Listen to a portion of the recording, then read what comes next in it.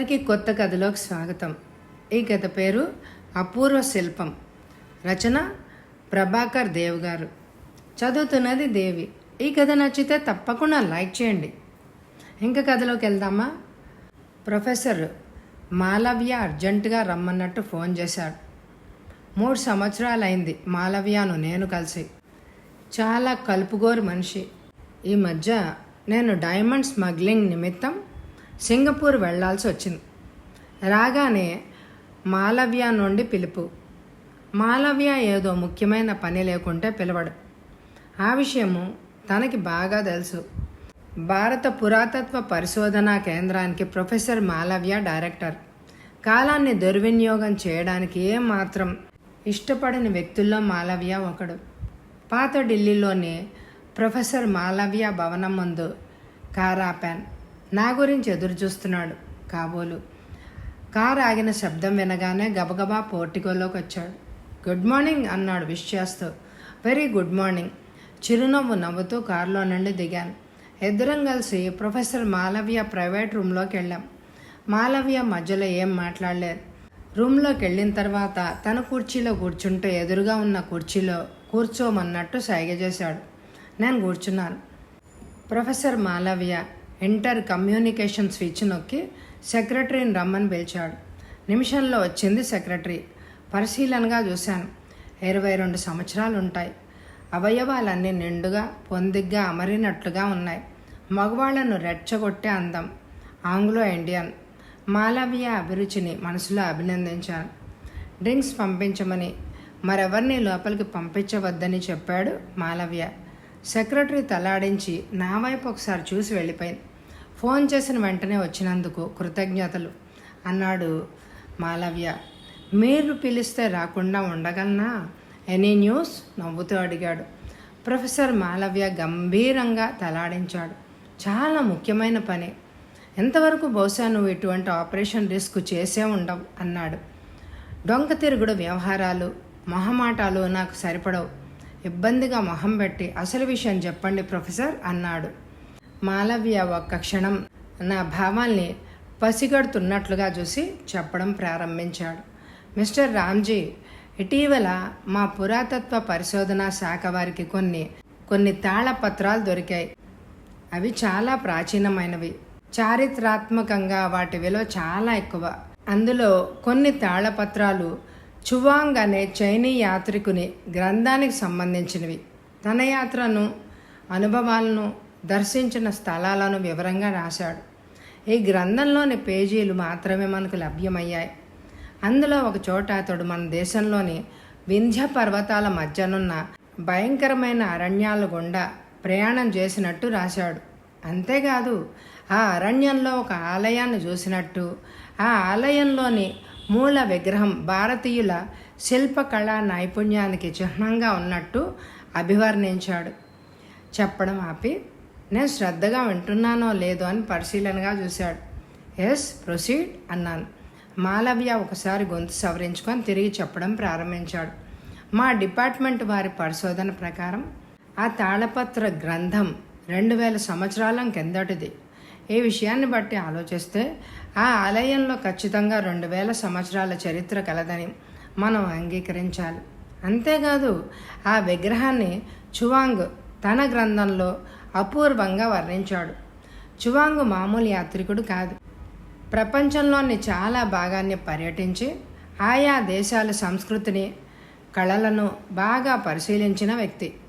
అటువంటి వ్యక్తి ఆ విగ్రహాన్ని గొప్పగా వర్ణించాడు అంటే ఆ విగ్రహానికి శిల్పశాస్త్ర రీత్యా ఎంత విలువ ఉంటుందో ఆలోచించు. నా ముఖంలోకి చూశాడు. అఫ్కోర్స్, మీరు చెప్పిన దాన్ని బట్టి ఆ విగ్రహం అపురూపమైందేనని భావించాలి. ఇంతకీ ఆ విగ్రహం ఇప్పుడు ఎక్కడుంది అని అడిగాను. నా ప్రశ్నకు చిత్రంగా నవ్వాడు మాలవ్య. బహుశా ఆ అరణ్యాల్లోనే ఇంకా ఉండి ఉండవచ్చు అన్నారు నెమ్మదిగా. వాట్? విగ్రహం గురించి సమాచారం బయటపడినా మీ డిపార్ట్మెంట్ ఏమీ చేయకుండా కూర్చుందా? విస్మయంగా అడిగాను.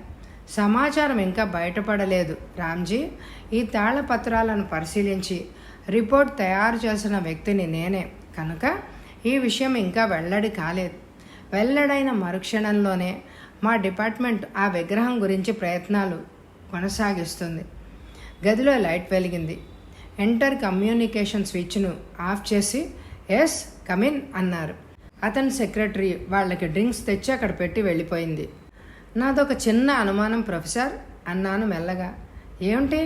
2000 సంవత్సరాల క్రితం ఎవడో యాత్రికుడు రాసిన దాన్ని బట్టి విగ్రహం గురించి చెప్తున్నారు మీరు. ఇంకా ఆ విగ్రహం ఆలయంలోనే ఉంటుందని గ్యారంటీ ఏంటి? ప్రశ్నించాను. చాలా చక్కని అనుమానాన్ని వ్యక్తం చేశావు రామ్జీ. లాజికల్గా ఆలోచిస్తే నీ ప్రశ్న కూడా సరైందే, కానీ కేవలం గ్రంథంలోని వ్రాతను ఆధారంగా చేసుకుని ఇంకా ఆ విగ్రహం అక్కడే ఉంటుందని నమ్మే అంతటి ఫూల్ని కాదు. 2000 సంవత్సరాల క్రితం అంటే తక్కువ కాలమేది కాదు, కానీ ఆ విగ్రహం ఇంకా అక్కడే ఉంది. నాగరిక ప్రపంచానికి దూరంగా భయంకరమైన అడవుల్లో ఉంది. కనుకనే ఆ విగ్రహం ఇంకా స్థానభ్రంశం చెందలేదు. ఈ విషయాన్ని తెలుసుకోగలిగాను కనుకనే నిన్ను రమ్మని ఫోన్ చేశాను, గంభీరంగా అన్నాడు మాలవ్య. చిత్రంగా ప్రొఫెసర్ని చూశాను. ఆ విగ్రహం ఇంకా అక్కడే ఉందని ఎలా తెలుసుకోగలిగారు? నా ప్రశ్నకు కొంతసేపు మౌనం వహించారు మాలవ్య. ఏదో విషయాన్ని చెప్పడానికి సంశయిస్తున్నట్లున్నాడు. మజ్జుదూరి పేరు వినే ఉంటావు కదూ? మా మధ్య అంతవరకు ఏర్పడిన నిశ్శబ్దాన్ని భంగం చేస్తూ అడిగారు మాలవ్య. మజ్జుదూర్ పేరు వినగానే ఉలిక్కిపడ్డాను. ప్రముఖ విప్లవకారుడు మజ్జుదూర్ ప్రభుత్వాన్ని పతనం చేయడానికి అనేక ఘోరమైన కృత్యాలు గావించాడు. అతడిని పట్టుకున్న వారికి లేదా చంపిన వారికి ₹1,00,000 బహుమతిగా ప్రభుత్వం ఏనాడో ప్రకటించింది. అయినా అతడు ఇంతవరకు తప్పించుకొని తిరుగుతూనే ఉన్నాడు. మాలవ్య ప్రశ్నకు తెలుసును అన్నట్లుగా తలాడించాను. మజుదుర్రు నాకు చిన్ననాటి స్నేహితుడు. పెద్దవాళ్ళు అయ్యాక మా దారులు వేరయ్యాయి, కానీ మా స్నేహం ఏం చెడలేదు. ప్రభుత్వం దృష్టిలో అతడు శిక్షార్హుడు. అతన్ని పట్టించిన వారికి లేదా చంపిన వారికి బహుమతిని ప్రకటించింది ప్రభుత్వం. అతన్ని అరెస్టు చేయడానికి ఎన్నో వలలు పన్నింది. పరిస్థితులు ప్రమాదకరంగా తయారవడం గమనించిన అతను వింధ్య అరణ్యాలకు పోయి తలదాచుకున్నాడు. గత సంవత్సరం వింధ్య పర్వతాలకు దగ్గరలో ఉన్న నర్మదా నదీ ప్రాంతాలలో మా డిపార్ట్మెంటు పరిశోధనలు ప్రారంభించింది. 4 రోజులకు పైగా తవ్వకాలు జరిగాయి. ఆ రోజుల్లో మజుదూర్ నన్ను నర్మదా నదీ తీరంలో కలుసుకున్నాడు. మనిషి అనారోగ్యం వల్ల బాగా శుష్కించి ఉన్నాడు. విద్యారణ్య ప్రాంతంలో తలదాచుకున్నట్లు చెప్పాడు. ఎంతైనా బాల్య స్నేహితుడు. 2 రోజులు ఆతిథ్యం ఇచ్చి నా గుడారంలోనే ఉంచుకున్నాను. ఒకరోజు మాటల సందర్భంలో విద్యారణ్యంలో ఒక చోట ఆలయాన్ని చూశానని, అందులో విగ్రహం అత్యంత సౌందర్యవంతమైందని చెప్పాడు. ఆ సమయంలో ఈ విషయానికి అంత ప్రాధాన్యత ఇవ్వలేదు. ఈ తాళపత్రాల్లో విషయాన్ని చదివేసరికి మజుదూర్ చెప్పింది కూడా గుర్తొచ్చింది. తాళపత్రాల్లో చువాంగ్ వర్ణించిన ఆలయానికి మజుదూర్ చెప్పిన దానికి వ్యత్యాసమే లేదు అని అభిప్రాయానికి వచ్చాను నేను. చెప్పడం ముగించాడు మాలవ్య. ఆ విగ్రహం ఎంత విలువ చేస్తుందో తెలుసా? నా ఆలోచనలకు అంతరాయం కలిగిస్తూ అడిగాడు మాలవ్య. నేను తల అడ్డంగా ఆడించాను. ఒక విదేశీయుడి నుంచి 40 లక్షలకు ఆఫర్ ఉంది. మై గాడ్, ఆశ్చర్యపోయాను. పెద్ద బేరమే తగులుతుందని భావించాను, కానీ మరీ ఇంత పెద్ద ఆఫర్ వస్తుంది అని అనుకోలేదు. నన్ను ఇప్పుడేం చేయమంటారు ప్రొఫెసర్? సాలోచనగా మాలవ్యాన్ని చూస్తూ ప్రశ్నించాను. నువ్వు ఆ విగ్రహాన్ని సంపాదించాలి, గంభీరంగా అన్నారు. నేను తెల్లాడించాను. 40 లక్షల గురించి ఎటువంటి రిస్క్ అయినా తీసుకోవచ్చును. ఆలయాన్ని గుర్తించడానికి మజుదూర్ సహాయం తీసుకుంటే మంచిదనుకుంటాను అని అన్నాడు. నా సూచనకు భారంగా నిట్టూర్చాడు మాలవ్య. రిమ్లెస్ కళ్ళద్దాలను ఎడంచేత్తో తీసి కర్చీఫ్తో తుడిచాడు. నువ్వు చెప్పింది బాగానే ఉంది రామ్జీ, కానీ మజుదూర్ మనకు అందుబాటులో లేడు. అసలు అతను ఇంకా జీవించి ఉంటాడు అని అనుకోను. అసలు నన్ను అతను కలుసుకున్నప్పటికీ అనారోగ్యంతో బాధపడుతున్నాడు, బాగా దెబ్బతిన్నాడు. మనిషి ఇంకా ఎక్కువ రోజులు బ్రతకడు అని అనిపించింది. యాదృచ్ఛికంగా ఆ రోజు కలిశాను. ఇప్పుడు తన సహకారం గురించి ఆశించడం మనకి వ్యర్థమవుతుంది. నువ్వే ఆలయాన్ని కనుక్కొని విగ్రహాన్ని సంపాదించాలి. మరేం ఆలోచించలేదు. వెంటనే తల ఆడించేశాను. సంపాదిస్తాను. టర్మ్స్ ఏంటి? ముందుగానే అన్ని విషయాలు మాట్లాడుకుంటే మంచిది అన్న అభిప్రాయంతో అడిగాను. 50-50 అన్నాడు ప్రొఫెసర్. సరే అన్నట్టు తల పంకించాను. మిస్టర్ రామ్జీ, ముఖ్యమైన విషయం చెప్పడం మర్చాను. చాముండేశ్వరి దేవి విద్యారణ్య ప్రాంతాల ఆటవికుల కుల దేవత. ఆటవికులు ఎంత ప్రమాదస్తులో అంత సాత్వికులని మజుదూర్ చెప్పాడు. జాగ్రత్తగా వ్యవహరించాలి హెచ్చరించాడు ప్రొఫెసర్. నొసళ్ళు చిట్లించాను. దొంగతనంలోనూ పోలీసులతోనూ కస్టమ్స్ వాళ్లతోనూ అనేక సమయాల్లో రిస్క్ తీసుకున్నాను, కానీ ఆటవికులతో ఇంతవరకు లేదు. ఇదొక కొత్త అడ్వెంచర్. బుర్ర చురుగ్గా పనిచేస్తోంది. నా ఆలోచనలన్నీ విగ్రహం గురించి. ఆటవికులతో వ్యవహారం కాబట్టి కొత్త రకం పద్ధతులు అవలంబించాలి. Novelty operation. విద్యారణ్యాలు విస్తీర్ణమైనవి. అందులో ఆలయాన్ని కనుక్కోవడం చాలా కష్టం. నర్మదా నదీ ప్రాంతంలో మేము త్రవ్వకాలు జరిపినప్పుడు అక్కడున్న భావనగర్ గ్రామంలో సులేఖాన్ అనే అతను నాకు స్నేహితుడయ్యాడు. అతడు విద్యారణ్యాలలో జంతువులను పట్టుకుని వాటిని అమ్ముకుంటూ జీవిస్తూ ఉండేవాడు. చాలా పెద్ద వ్యాపారం సులేఖాన్ది. అతడి సహాయం నీకు విద్యారణ్యాలలో కొంత ఉపయోగించుకోవచ్చు. నా మిత్రుడివిగా నిన్ను నువ్వు సులేఖాన్కి పరిచయం చేసుకో. నేను పంపించినట్టుగా చెప్పు. ఇంతవరకే ఆ ఆపరేషన్లో నేను నీకు సహాయం చేయగలను. ఎలా విగ్రహాన్ని సంపాదిస్తావో ప్లాన్ అంతా నువ్వే ఆలోచించాలి అన్నాడు మాలవ్య. ఆ విషయం నాకు చెప్పక్కర్లేదు. నా మార్గాలు నాకున్నాయి. నేను కుర్చీలోంచి లేచాను. ప్రొఫెసర్ కూడా లేచాడు. ఐరన్ సేఫ్ తెరిచి ఒక జిప్ బ్యాగ్ తీసి నాకు ఇచ్చాడు. ఇందులో ₹1,00,000 ఉన్నాయి. అడ్వాన్స్గా 2 లక్షలు ఇచ్చారు. అందులో మన అగ్రిమెంట్ ప్రకారం సగం ఇస్తున్నాను అన్నాడు. బ్యాగ్ని నిర్లక్ష్యంగా అందుకున్నాను. Thanks professor. మీకు మళ్ళా నేను విగ్రహంతోనే కనిపిస్తాను అని అన్నాను. 1 మినిట్ ప్లీజ్. ఈ మినియేచర్ వైర్లెస్ సెట్ను నీ దగ్గర ఉంచు. ప్రతిరోజు దీని ద్వారా నీ ప్రోగ్రెస్ను తెలియపరచాలి అన్నాడు. చిన్నగా నవ్వి సెట్ని తీసుకున్నాను. సాయంకాలం 5:30 అయింది. చలికాలం కావడం వలన త్వరగా చీకటి రేఖలు వ్యాపించాయి. ఢిల్లీలో చలి విపరీతంగా ఉంది. నేను ఆజాద్ లాంగ్ కోట్స్ వేసుకున్నాం. ఆజాద్ నాకు అసిస్టెంట్ లాంటివాడు. ఆజాద్ ఆచార్య అనే శిల్పాచార్యుణ్ణి తీసుకొచ్చాడు. మనిషి సన్నగా రివటలాగా ఉన్నాడు. కుర్తీ లాల్చి తొడుక్కుని దాని మీద నెహ్రూ టైపు ఉన్ని కోటును వేసుకున్నాడు. ఆజాద్ నా సూచన మేరకు హిప్పీలాగా స్టైల్ను మార్చేశాడు. నేను కూడా అదే మాదిరిగా తయారయ్యాను. మెడలో రుద్రాక్ష మాలలు, ప్రయాణానికి కావలసిన సరంజామా అంతా సిద్ధం చేశాను. వాటిని కారులో పెడుతూ ఆజాదులు సామాను సర్దడం పూర్తయింది. ఆజాద్ ఆచార్యులు కారు వెనక సీట్లో కూర్చున్నారు. డ్రైవింగ్ సీట్లో కూర్చుని కారుని స్టార్ట్ చేశాను. అరగంటలో మా ఫియట్ కారు ఢిల్లీ నగరాన్ని దాటి ఇండోర్ వెళ్లే రోడ్డు మీద రయ్యమంటూ దూసుకుపోసాగింది.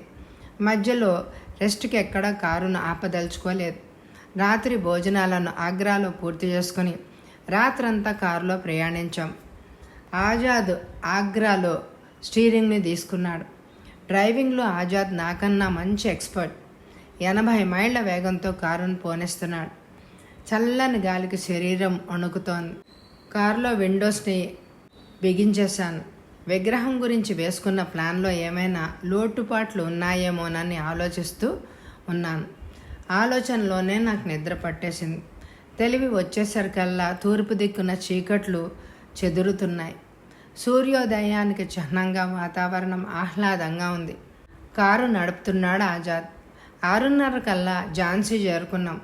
వండర్ఫుల్ డ్రైవింగ్ అన్నట్టుగా ఆజాద్ భుజాన్ని ఆప్యాయంగా తట్టాను. ఝాన్సీలోని కాంటినెంటల్ కాలేజీకి వెళ్ళాం. AC రూమ్ బుక్ చేశాడు ఆజాద్.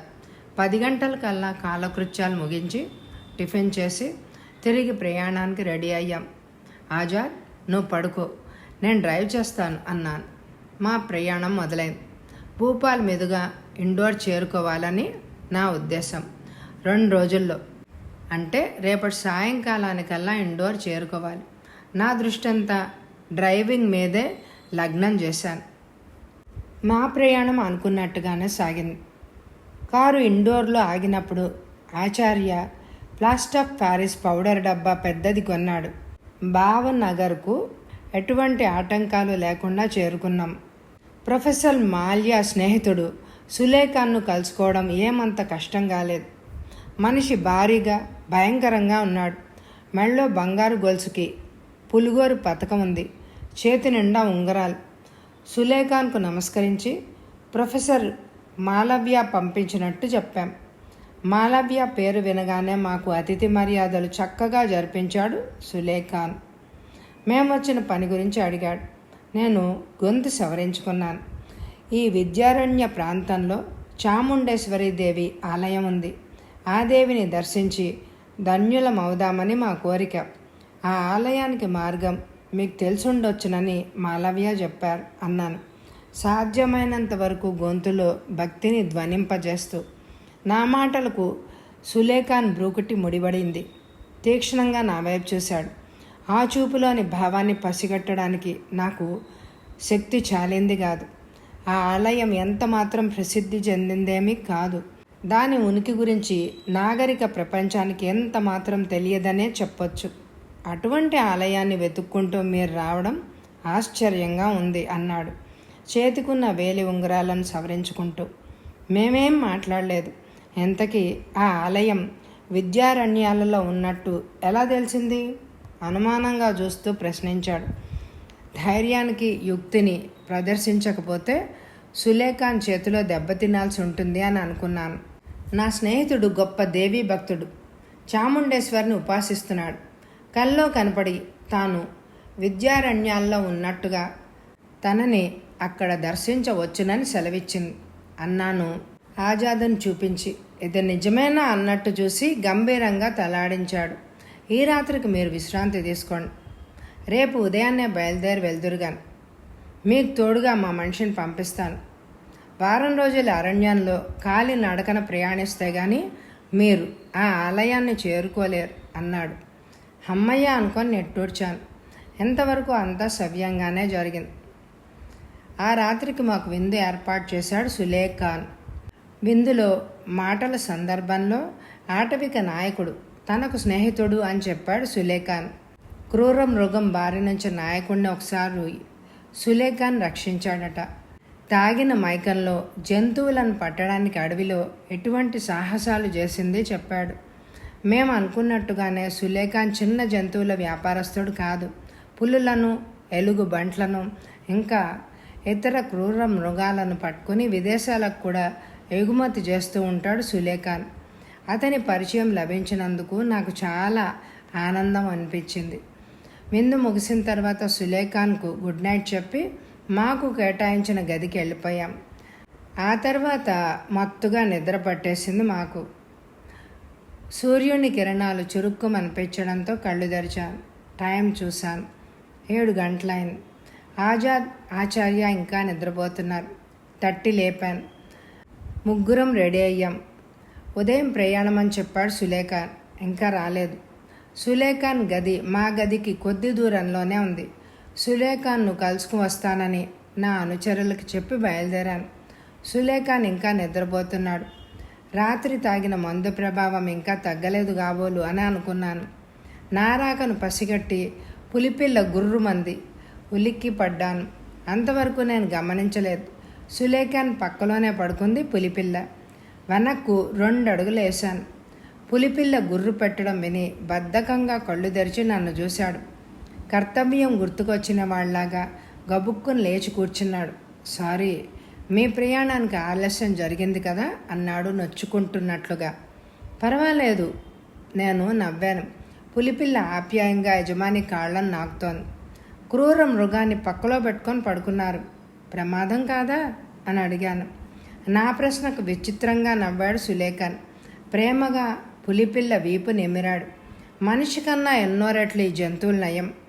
ఎదుటివాడికి ఇవి హాని కలిగించాలనుకుంటే ముందుగా హెచ్చరిస్తున్నట్టు గర్జించి పంజా విసురుతాయి. కానీ మనుషులు అలా కాదు. భుజం మీద చేసి కబుర్లు చెప్తూనే వెన్నుపోటు పొడిచేస్తారు.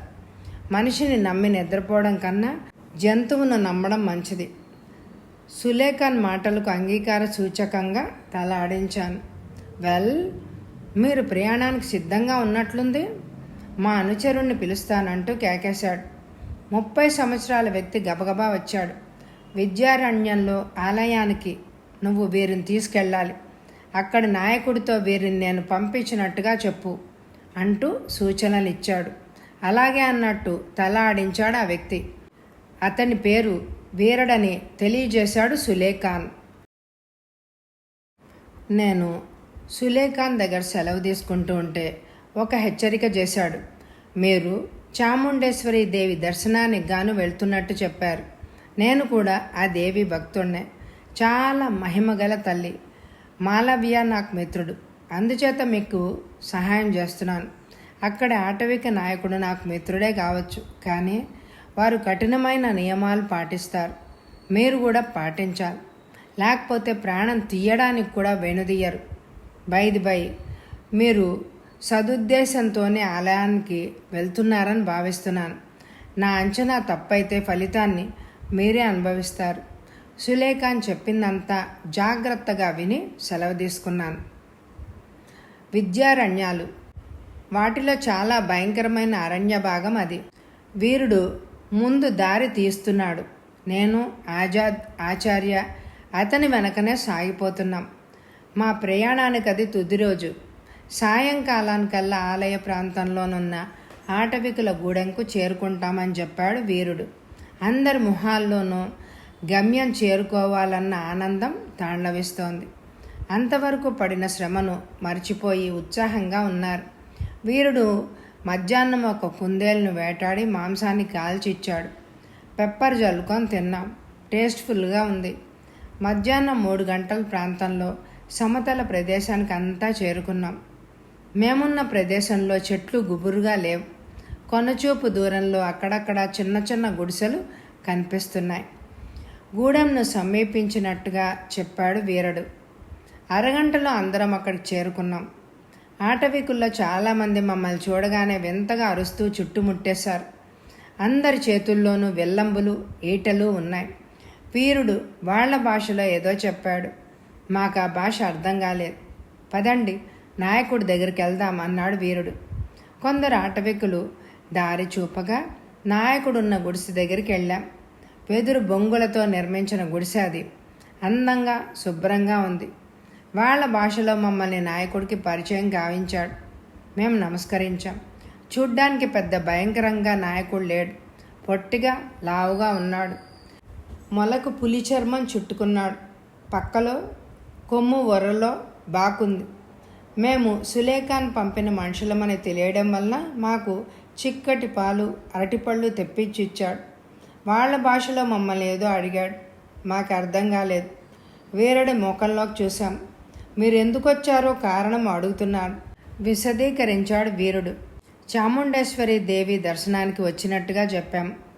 అంతేకాకుండా ఆ దేవి తమ కలలో కనిపించినట్టు ఇంకక్కడికి వెళ్ళమన్నట్టుగా కూడా అబద్ధం చెప్పేశాం. ఆ మాటల్ని వాళ్ళ భాషలోకి తర్జుమా చేసి చెప్పాడు వీరుడు. ఆటవిక నాయకుడు సంతృప్తిగా తలాడించాడు. ఆకాశంలోకి భక్తిగా చూసి నమస్కరించాడు.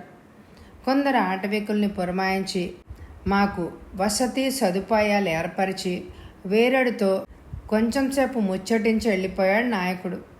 అతనేం మాట్లాడాడో వీరుడిని అడిగాం. ఆలయం 2 మైళ్ళ దూరంలో ఉంది. రాత్రి అయింది గనక రేపు వెళ్ళొచ్చు. ఈ రాత్రికి తిని పడుకోండి అని చెప్పాట నాయకుడు. లేడి మాంసం, అడవిలో దొరికే పళ్ళు, తేనె పంపించారు. కడుపు నిండా తిని తేనె తాగాం. ఆ రాత్రి చాలాసేపు ఆటవికుల భాష గురించి చెప్పాడు వీరుడు. కొన్ని మాటలకు అర్థాలు తెలిసాయి. మర్నాడు ఉదయాన్నే అందరం కలిసి ఆలయానికి బయలుదేరాం. నాయకుడు కూడా త్రిశూలం లాంటి ఆయుధాన్ని పట్టుకొని మా వెంట వచ్చాడు. 30 గంట ప్రయాణించి ఆలయాన్ని చేరుకున్నాం. ప్రాచీనమైన ఆలయమని చూడగానే తెలుస్తోంది. చిన్న కొండను దొలిచి ఆలయంగా నిర్మించారు. ఆ ఆలయానికి చుట్టుపక్కల 4-5 తాటాకు పాకలున్నాయి. ఆలయంలోకి అడుగుపెట్టాం. లోపల మాంత్రికుళ్లాగున్న వ్యక్తి మమ్మల్ని చూస్తూనే లేచి నిలబడి నాయకుడికి ఆశీర్వదిస్తున్నట్టుగా చెయ్యెత్తాడు. మొలకు ఎలుగుబంటి తోలు చుట్టుంది. జడలు కట్టిన జుత్తు సిగజుట్టి ముడివేసుకున్నాడు. కళ్ళు ఎర్రగా ఉన్నాయి. నుదుటి మీదకి రూపాయంత ఎర్రని బొట్టుంది. మడలో రుద్రాక్ష మాలలు. మేము వచ్చిన పనిని గురించి నాయకుడు పూజారికి చెప్పాడు. పూజారి పేరు గణాచారి. ఇప్పుడు వాళ్ళ భాష కాస్త అర్థమవుతోంది నాకు. రాత్రంతా చాలా పదాలకు అర్థాలు తెలుసుకున్నాను వీరడి వల్ల. వాళ్ళ భాష చాలా సులభమైందిగా తోచింది. గర్భగుడిలోకి వెళ్ళాం. నా కళ్ళను నేనే నమ్మలేకపోయాను. పులి కొవ్వు నూనె దీపం వెలుగులో చాముండేశ్వరి దేవి దేదీప్యమానంగా ప్రకాశిస్తోంది. ఆ సౌందర్యానికి ముగ్ధుణ్ణయ్యాను. ఆజాద్ ఆ విగ్రహం వంక కళ్ళప్పగించి చూస్తున్నాడు. ఆచార్య సరే మేం దేవి ఉపాసకులమని చెప్పాడు వీరడు. దేవిని దర్శించిన తర్వాత అందరం బయటకొచ్చాం. తిరిగి గూడెం చేరుకుంటుంటే నా ప్లాన్ దెబ్బతింటుంది ఆలోచించాను. పరిసరాలను జాగ్రత్తగా పరిశీలించాను. నాయక, మీరు అనుమతిస్తే మేము ఇక్కడే ఉండి దేవిని ఉపాసిస్తాం అన్నాను పదాలను తడుముకుంటూ. ఇంత త్వరగా వాళ్ళ భాషలో మాట్లాడినందువల్ల ఆశ్చర్యపోయాడు నాయకుడు. అంతా దేవి చలవ అన్నాను. నా పట్టుదల సంగతి అతడికేం తెలుసు? నా మాటలకు అంగీకరించి మా వసతికి పూజలకు అన్ని ఏర్పాట్లు చేయమని గణాచారితో చెప్పాడు.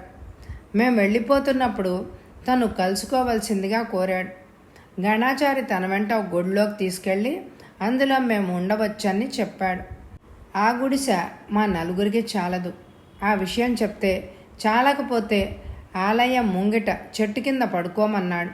చేసేదేమీ లేక తలాడించాను నేను. మధ్యాహ్నం భోజనాలయ్యాక వేప చెట్టు కింద కళ్ళు మూసుకుని పద్మాసనం వేసుకొని కూర్చున్నాడు గణాచారి. నేను మెల్లగా అతని దగ్గర చేరి కూర్చుని నమస్కరిస్తూ స్వామి అని మెల్లగా పిలిచాను. కళ్ళు తెరిచి నా వైపు చూశాడు. దేవి దర్శన భాగ్యం లభించినందుకు మా జన్మ ధన్యమైంది స్వామి అన్నాను భక్తి నటిస్తూ.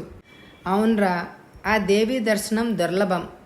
మీరు ఎన్నాళ్ళు సాధించారు. నేను 5000 సంవత్సరాల నుండి ఈ చాముండేశ్వరి ఆలయ పూజారిని. ఈ తల్లిని దర్శించిన ఇతరులు చాలా తక్కువ, బహు తక్కువ అన్నాడు తన నల్లని గడ్డాన్ని సవరించుకుంటూ. గణాచారి మాటలకు విస్తుపోయాను. 5000 సంవత్సరాల నుండి గణాచారి ఈ ఆలయానికి పూజారా? నమ్మశక్యంగా తోచలేదు. గణాచారిని వాచాలుడిగా తలచాను. ఏంట్రా మూర్ఖ ఆలోచిస్తున్నాం?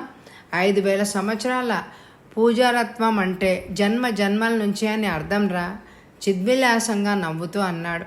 పద దేవికి సంధ్యార్చన గావిద్దామన్నాడు. నేను బయలుదేరాను. పూజారి వెనకాలే చాముండేశ్వరి విగ్రహం ముందు కూర్చుని కళ్ళు మూసుకుని మంత్రాలు చదవసాగాడు గణాచారి. నేను ఆ విగ్రహాన్ని చూస్తూ నిల్చున్నాను. కాలం దొర్లిపోతోంది. మంత్రాలను గణాచారి వేగంగా చదువుతున్నాడు. కళ్ళు మూసుకుని పూనకం వచ్చిన వాడిలాగా ఊగిపోతున్నాడు. స్వరం రాను రాను ఎక్కువైతోంది. గణాచారి వాలకాన్ని చూస్తుంటే చాముండేశ్వరి దేవికి నిజమైన భక్తుడే అని అనిపించింది. చుట్టుపక్కల ఏం జరుగుతోందో పట్టించుకునే స్థితిలోనే లేడు. నేను ప్యాంట్ జేబులో నుంచి మినియేచర్ ఫ్లాష్ కెమెరా తీసి వివిధ కోణాల్లో గబగబా ఫోటోలు తీశాను. గణాచారి మంత్రాలు చదవడం ఇంకా పూర్తి కాలేదు. కెమెరాను తిరిగి జేబులో పడేసి గణాచారి దగ్గర కూర్చున్నాను. చేతులు జోడించి కళ్ళు మూసుకున్నాను. కొంచెం సేపటికి గణాచారి మంత్రాలు చదవడం పూర్తి చేసి నా భుజం తట్టి పిలిచాడు. నేను భక్తి పారవస్యంలో నుండి తేరుకున్న వాడిలాగా చూశాను. నన్ను ప్రేమగా వీపు తట్టాడు. సంధ్యవేళ దేవి దర్శనం చాలా మంచిది, మీ వాళ్ళని పిలుచుకురా అన్నాడు. నేను గుడిసెలోకి వెళ్ళాను. ఆచార్య వీరుడు కూర్చుని మాట్లాడుకుంటున్నారు. ఆజాద్ ఎక్కడా అని అడిగాను. గణాచారి గుడివైపు చేయి చూపించాడు ఆచార్య. అటువైపు నడిచాను. నన్ను అనుసరించారు ఇద్దరు. ఆజాద్ లోపల 20 సంవత్సరాల అమ్మాయితో మాట్లాడుతున్నాడు. అతడికి కూడా ఆటవికుల మాటలు భాష కాస్తంత వచ్చింది. ఆజాద్ మాటలకు ఆ అమ్మాయి విరగబడి నవ్వుతోంది. నన్ను చూడగానే ఇద్దరూ లేచి నిలబడ్డారు. ఆజాద్ బయటకొచ్చాడు. అందరూ ఆలయం వైపు నడిచారు. రాత్రి 10 గంటలైంది. గణాచారి తన గుడిసెలోకి వెళ్ళిపోయాడు. వీరుణ్ణి పిలిచాను. ఇక్కడ ఇంతకుముందు జరగబోయే విషయాలేవి సులేఖాన్కు చెప్పకూడదు, అసలు ఎవరితోనూ చెప్పకూడదు. అందుకు ప్రతిఫలంగా 5,000 ఇస్తాను అన్నాడు. నా మాటల ధోరణికి తెల్లబోయి నెమ్మదిగా తల ఆడించాడు వీరుడు. ఆజాద్ను పిలిచి కెమెరా ఇచ్చి అందులో ఫిల్మ్ని డెవలప్ చేసి ప్రింట్ తీయమన్నాను. ఆచార్యను పిలిచి చేయవలసింది చెప్పాను. నా ప్లాన్లో అత్యంత ముఖ్యమైన ఘట్టం అది. అందరికీ పనులు పురమాయించిన తర్వాత వేప చెట్టు కిందకొచ్చి వైర్లెస్ స్విచ్ ఆన్ చేసి ప్రోగ్రెస్ అంతా మాలవ్యాకు చెప్పాను. నా ప్రోగ్రెస్ను ఎంకరేజ్ చేస్తూ మెచ్చుకున్నాడు ప్రొఫెసర్. ఎంతవరకు ప్రతిదీ ప్లాన్ ప్రకారం పకడ్బందీగా జరిగింది. ఆపరేషన్ క్లైమాక్స్కి వచ్చింది. గణాచారి దగ్గరికి మేము వచ్చి అప్పుడే 3 రోజులైంది. రోజు దేవిని పూజిస్తున్నాం. దేవి పట్ల మాకున్న భక్తిని ఎంతో మెచ్చుకున్నాడు గణాచారి. కొన్ని మంత్రాలను నాకు కూడా నేర్పాడు. ఇష్టం లేకపోయినా నేర్చుకోక తప్పింది కాదు. ఆచారికి నేను చెప్పిన పని పూర్తిగా వచ్చింది. ఆచారి విగ్రహానికి తుది మెరుగులు దిద్దుతున్నాడు. అతని పక్కనే ప్లాస్టర్ ఆఫ్ ప్యారిస్ పౌడరు రంగుల ముద్దలు ఉన్నాయి. ఆశ్చర్యం, చాముండేశ్వరి దేవి విగ్రహంకు ఆచారి చేసిన విగ్రహానికి ఏ మాత్రం తేడా లేదు. ఆలయంలోని విగ్రహానికి ఈ విగ్రహం నకలు అని ఎవ్వరు అనుకోలేరు. రెండు ఒకేలాగా ఉన్నాయి. ఆచార్య నైపుణ్యానికి జోహార్లు అర్పించాను. వెల్ డన్, అనుకున్న దానికన్నా బాగుంది, ప్రశంసాపూర్వకంగా అన్నాను. ఆ దినం అమావాస్య. గణాచారి చెప్పిన దాన్ని బట్టి ఆ రోజంతా దేవిని ఉపాసిస్తాడు. రాత్రి కూడా దేవి పూజ చేస్తాడు. నాతో పాటు మిగతా వాళ్ళు కూడా వచ్చారు. గణాచారితో పాటు మేము కూడా స్నానం చేసి దేవి ముందు కూర్చున్నాం. నా ప్లాన్లో చివరి భాగాన్ని అమలు పరచడానికి ఈ దినం చాలా అనుకూలం. పగలంతా ప్రార్థనతోనే గడిపాం. గణాచారి కూతురు కూడా వచ్చి మాతో కూర్చుంది. మంత్రాలతో ఆలయాన్ని దద్దరిల్ల చేస్తున్నాడు గణాచారి. మేము ఓపికగా కూర్చున్నాం. ఎంత శ్రమపడ్డా ఈ ఒక్కరోజే. రాత్రి కావస్తోంది. అందరం గణాచారి దగ్గర సెలవు తీసుకొని గుడిసెకు వచ్చేసాం. ఆ రాత్రంతా దేవిని మంత్రాలతో గణాచారి కొడుస్తాడట. అతని భక్తికి నాకు ఆశ్చర్యం కలిగింది. మా భోజనాలు ముగిశాయి. ఇంతవరకు మా మీద గణాచారికి ఎటువంటి అనుమానం కలగకుండా జాగ్రత్త పడ్డాం. ఆచార్య వీరుడితో బాతాకాని కొడుతున్నాడు. ఆజాద్ని దగ్గరకు పిలిచాను. రాత్రి 12 అయింది. వెన్నెల కాలం కావడం వల్ల బయటంతా పిండార పోసినట్టుగా వెళ్తురుంది. నేను ఆజాదు బయటకొచ్చాం. గణాచారి ఇంటివైపు పరిశీలనగా చూసి ఆలయం వైపు నడిచాం. ఆజాద్ చేతిలో నకిలీ చాముండేశ్వరి విగ్రహం ఉంది. ఆలయంలో గణాచారి కళ్ళు మూసుకొని కూర్చున్నాడు. పూనకం వచ్చిన వాళ్ళలాగా ఊగుతున్నాడు.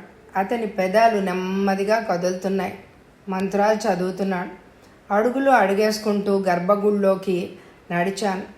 జేబులో నుండి స్ప్రే గన్ తీశాను. అందులో మత్తుమందు ఉంది. ముక్కుకి జేబురుమాలు అడ్డం పెట్టుకొని మెల్లగా మందును గణాచారి వైపు స్ప్రే చేశాను. కొద్ది క్షణాలకే గణాచారి నేలకు ఒరిగిపోయాడు. ఆజాద్ లోపలికొచ్చాడు. చాముండేశ్వరీదేవి విగ్రహాన్ని చూశాను. విగ్రహానికి బదులుగా అక్కడ నిలువెత్తు 100 రూపాయల నోట్ల కట్టలు ఉన్నట్టుగా ఫీల్ అయ్యాను. ఆ విగ్రహాన్ని జాగ్రత్తగా తీసి ఆజాద్కిచ్చి అతడి చేతిలోని నకిలీ విగ్రహాన్ని తీసుకుని అసలు విగ్రహం స్థానంలో ఉంచాను. మిరకిల్గా నా ప్లాన్ సక్సెస్ అవుతోంది. స్పృహ కోల్పోయిన గణాచారిని సానుభూతిగా చూశాను. ఒకవేళ అతనికి తెలివొచ్చిన భక్తి పారవస్యంలో పడిపోయాడు అని అనుకుంటారు. వెర్రి పూజారి అని మనసులోనే అనుకున్నాను. ఇద్దరం ఆలయం నుండి బయటపడి గుడిసె వైపు నడిచాం. Operation grand success. మర్నాడు ఉదయమే వైర్లెస్లో ప్రొఫెసర్ మాలవ్యాక్ చెప్పాను. కంగ్రాచ్యులేషన్స్ చెప్పి వెంటనే వచ్చేయమన్నాడు. సామాన్లు సర్దుకున్నాం. గణాచారికి చెప్పి అతని ఆశీర్వాదాలను తీసుకున్నాం. అతనికి మా మీద ఇంకా ఎటువంటి అనుమానం కలగలేదు. గణాచారి కూతురు ఆజాద్ వైపు చూసి చేతులు ఊపుతూ మాకు కూడా టాటా చెప్పింది. నాయకుడు గూడెం వెళ్ళి అతడికి కూడా చెప్పి వెళ్ళిపోవడమే మా కార్యక్రమం. గూడెం చేరుకున్నాం. గూడెం నాయకుడికి కృతజ్ఞతలు చెప్పి సెలవిప్పించమన్నాం. సులేఖాన్ను తాను అడిగినట్టు చెప్పమన్నాడు నాయకుడు. సులేఖాన్కు ఇవ్వమన్నట్టు చందనం కర్రతో చేసిన చేతి కర్ర ఇచ్చాడు. మా సామాన్లు తీసుకొని బయలుదేరబోయాం. ఇంతలో ఆగండి అంటూ నాయకుడు అడిచాడు. తన పక్కనున్న అనుచరుడికి సాగి చేశాడు. గూడెంకు వచ్చిన వాళ్ళ వస్తువులను వాళ్ళు వెళ్ళేటప్పుడు సోదా చేయడం మా నియమం చెప్పాడు నాయకుడు. అతడి అనుచరులు మా సామాన్ల వైపు రాసాగాడు. నా పై ప్రాణాలు పైనే పోయాయి. ఆజాద్, వీరుడు ఒకరి ముఖాలు ఒకరు చూసుకున్నారు. ఆచార్య తెల్లమొహం వేశాడు. ఆటవికులు ఎంత సాత్వికులో అంత క్రూరులు. ప్రొఫెసర్ మాలవ్య మాటలు గుర్తుకొచ్చి చెమటలు పట్టాయి. మా సామాన్ చూస్తే ఏమన్నా ఉందా? ఆ సూట్ కేసులో చాముండేశ్వరి దేవి విగ్రహం ఉంది. అది ఆటవికుల ఆరాధ్య దైవం. మాకు నిలువున చావు తప్పదు. లాస్ట్ స్టేజ్లో ఈ అవాంతరం ఏమిటా అని భయపడ్డాను. అప్రయత్నంగా నా చేతులు జేబులోని 2 పిస్టల్స్ను పట్టుకున్నాయి. అందరి దృష్టి సామాన్ల మీద కేంద్రీకరించబడి ఉంది. నాయకుడు, అనుచరుడు సామాన్లను విడదీసి చూస్తున్నారు. సూట్ కేస్ మీద ఆ అటవికుడు చెయ్యేశాడు. నాకు ఉత్కంఠత హెచ్చింది. ప్రాణాలు బిగబట్టుకొని చూస్తున్నాను. సూట్ కేస్ తెరిచాడు. నా కళ్ళను నేనే నమ్మలేకపోయాను. అంతా ఇంద్రజాలంలాగా తోచింది. సూట్ కేసులో విగ్రహం లేదు. అడవిలో దొరికిన జంతువుల కొమ్ములు, చర్మాలు ఉన్నాయి. నోట మాట రాలేదు నాకు. ఈ ఆపరేషన్ ఇంత ఘోరంగా ఫెయిల్యూరు అవుతుందని కల్లో కూడా ఊహించలేదు. క్షేమంగా వెళ్ళండి అన్నాడు నాయకుడు. ఉసూరుమంటూ ముందుకు సాగాం. కొంత దూరం వెళ్లే వరకు ఎవ్వరు మాట్లాడలేదు. అందరి ముఖాలు పాలిపోయాయి. సూట్ కేసులో ఉంచిన విగ్రహం ఎలా మాయమైంది? అందరినీ కలవరపరుస్తున్న ప్రశ్న అది. తీవ్రంగా ఆలోచిస్తున్నాను. విచిత్రంగా ఉంది అన్నాడు ఆజాద్. సూట్ కేసులో మేమంతా చూస్తుండగానే విగ్రహం ఉంచింది ఆజాద్దే. అవునన్నట్టు తలాడించాను. ఎన్నాళ్ల మా శ్రమ, నా ప్లాన్ విఫలమైందన్న బాధ అందరి ముఖాల్లోనూ తాండవిస్తోంది. నిస్తేజంగా నడుస్తున్నాం. అసలు విగ్రహం ఎలా మాయమైందా అని ఆలోచిస్తూ నడుస్తున్నాను నేను. వీరుడు ముందు దారి తీస్తున్నాడు. 2 మైళ్ళ దూరం వెళ్ళేసరికి మా వెనక నుండి ఆజా అన్న పిలుపు వినిపించింది. అందరం ఒకసారి వెనక్కి తిరిగి చూశాం. చెమటలు కక్కుకుంటూ పరిగెత్తుకొచ్చింది గణాచారి కూతురు. ఆమె చేతిలో ఏదో వస్తువు గుడ్డ చుట్టబడి ఉంది.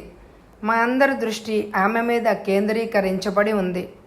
ఆజా, నీ గురించే వస్తున్నాను అంది ఆజాను చూసి.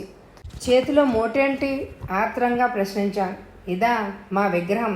సూట్ కేసులో నుండి తీసి దాచాను. ఎందుకు తీసావు? ప్రశ్నించాడు ఆజాద్. మీ చర్యలు మొదటి నుంచి పసిగడుతున్నాను. మా విగ్రహం మీరు దొంగిలించి సూట్ కేసులో ఉంచడం కూడా చూశాను. మీకు ఇక్కడ ఆచారాలు తెలియవు. కొత్త వాళ్ళు వచ్చి వెళ్ళేటప్పుడు వాళ్ళ వస్తువులు సోదా చేస్తారు.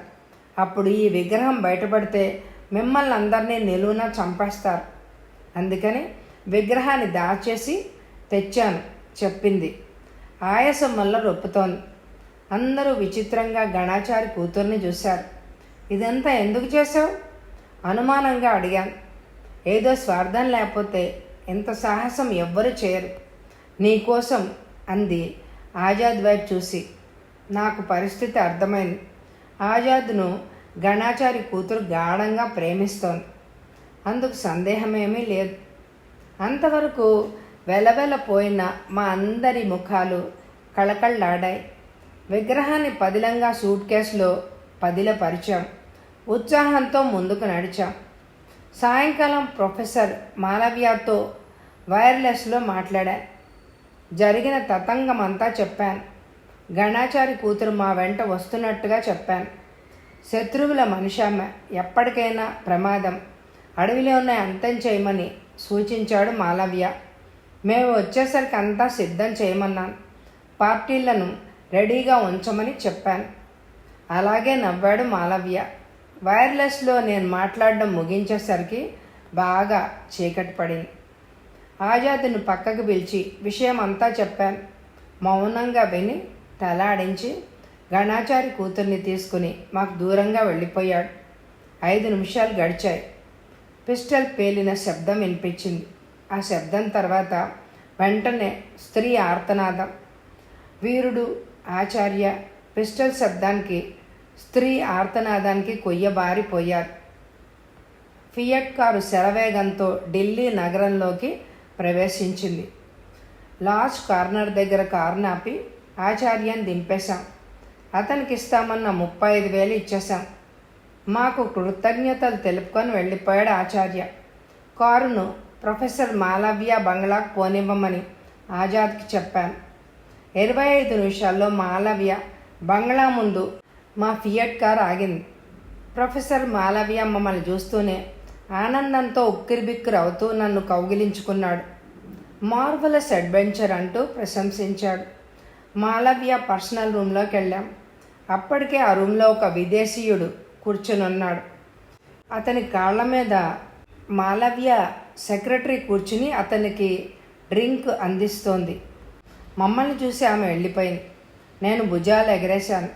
Meet my friend mister Arthur అంటూ విదేశీయుణ్ణి మాకు పరిచయం కావించాడు మాలవ్య. పరిచయాలు పూర్తయ్యాయి. ఆజాద్ సూట్ కేసును తీసుకొచ్చి అందులో నుండి విగ్రహాన్ని తీసి టేబుల్ మీద ఉంచాడు. మార్వలస్, సింప్లీ ఫెబ్యులస్ బ్యూటీ అచ్చరు పొందుతూ అన్నాడు ఆర్థర్. అతడే విగ్రహాన్ని కొనే వ్యక్తి అని అర్థమైంది. మాలవ్య తన పిల్లి గడ్డాన్ని గర్వంతో సవరించుకుంటూ నా భుజం తట్టాడు. మిస్టర్ ఆర్థర్, అగ్రిమెంట్ కుదిరాక ఎన్ని కష్టాలు ఎదురైనా దానిని మేం సక్రమంగా నిర్వర్తిస్తాం అన్నాడు ఆంగ్లంలో. ఎస్, వెల్ డన్ అంటూ బ్రీఫ్ కేస్ తీసి మాలవ్యకి ఇచ్చాడు ఆర్థర్. దాన్ని తెడిచాడు మాలవ్య. 100 రూపాయల నోట్ల కట్టలు అంతే. బళ్ళున మాలవ్య పర్సనల్ రూమ్ తలుపులు తెరుచుకున్నాయి. అందరం ఉలిక్కిపడి అటు చూసాం. ఎదురుగా ఇన్స్పెక్టర్, పోలీసులు. ప్లీజ్ డోంట్ మూవ్, అందరినీ అరెస్ట్ గావించండి హెచ్చరిస్తూ అన్నాడు ఇన్స్పెక్టర్. నేను తెల్లబోయాను. నా కాళ్ళ కింద భూమి కంపిస్తున్నట్టు అయింది. ఎందుకు అరెస్ట్ చేస్తున్నారు? గొంతు పెకల్చుకొని అడిగాను. నా వైపు నిరసనగా చూశాడు ఇన్స్పెక్టర్. ఈ ఆర్థర్ కార్యకలాపాలను సీక్రెట్ బ్రాంచ్ మొదటి నుంచి అనుమానిస్తూ ఫాలో అవుతోంది. ఆర్థర్ని ప్రొఫెసర్ హోటల్ 7 స్టార్లో కలుసుకొని చాలాసేపు మాట్లాడాడు. పురాతత్వ పరిశోధన శాఖలో పనిచేసే మాలవ్యకు ఆర్థర్తో ఏం పని చెప్పమా అని అనుమానించి మాలవ్య మీద సీక్రెట్ బ్రాంచ్ తన మనుషులను నిఘాకు పంపించింది. ఈ ఆర్థర్ 2-3 సార్లు మాలవ్య బంగ్లాకు వచ్చాడు. మాలవ్య బంగ్లాలో పనిచేసే పని మనిషిని సీక్రెట్ బ్రాంచ్ వాళ్ళు ట్రాప్ చేశారు. ఫలితంగా ప్రొఫెసర్ బంగ్లాలో చాలా చోట్ల పవర్ఫుల్ ఆటోమేటిక్ మినియేచర్ టేప్ రికార్డర్స్ని ఉంచారు. వాటి వల్ల మీ రహస్య రహస్యాలన్నీ కూడా తెలిసిపోయాయి. మీ అందరి రాక కోసం ఎదురు చూస్తూ వలపన్ని కూర్చున్నాం. డైరెక్ట్గా అందరూ వచ్చి మా అంచనాల మేరకు చిక్కుకున్నారు చెప్పాడు ఇన్స్పెక్టర్. కోపంగా ప్రొఫెసర్ వైపు చూశాను. నా చూపులకు తట్టుకోలేక తలదించుకున్నాడు ప్రొఫెసర్. ఆ విధంగా చాముండేశ్వరి ఆలయంలోంచి తెచ్చిన ఆమె విగ్రహాన్ని తిరిగి అదే ఆలయంలోకి పంపించి వేశారు పోలీస్ వాళ్ళు. కథ సమాప్తం. ఈ కథ మీ అందరికీ నచ్చితే తప్పకుండా లైక్ చేయండి. మీ లైక్స్ నాకెంతో ముఖ్యం. అలాగే ఎండ్ స్క్రీన్లో ఇదివరకు చదివిన కథలు, నవలలు ఎవరైనా వినకపోతే తప్పకుండా వినండి. Thank you very much my dear friends.